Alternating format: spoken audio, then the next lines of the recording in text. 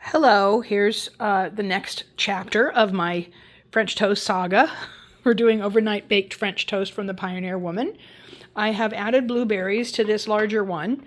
I've kind of mixed them in amongst the brioche bread.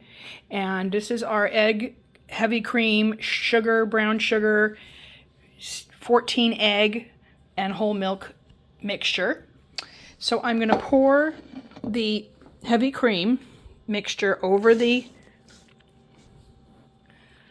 And you got to be careful when you're doing this, because I've done this before where it didn't like soak in right away and it overflowed and made a disastrous mess, which was not fun picking up all over the counter. So I'm pouring this over. You don't have to overdo it because that bread will get soaked up by all of this. That bread will soak up all of this creamy mixture. So you don't want to do it too tall, but enough.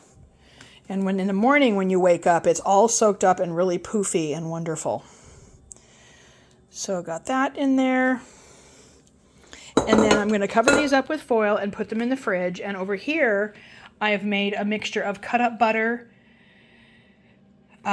sugar, brown sugar, and flour, cinnamon, nutmeg, and a little bit of salt. And I've cut the butter into that. And in the morning when I'm getting ready to put it in the oven, not at night, but in the morning, I will crumble this all over the top of both of these.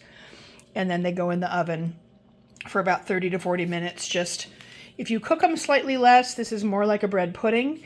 If you cook them slightly more, according to whatever the recipe says, it's more of a French toast. So I like to have more of a bread pudding consistency, and these are just divine. You can add chocolate chips, you can add a different kind of fruit, you can have it be plain like this one. You could put white chocolate chips in it, you could put different kinds of berries or slices of apple. So that's part 2, and tomorrow morning I will show the pièce de résistance of it coming out of the oven. Have a good night, everyone.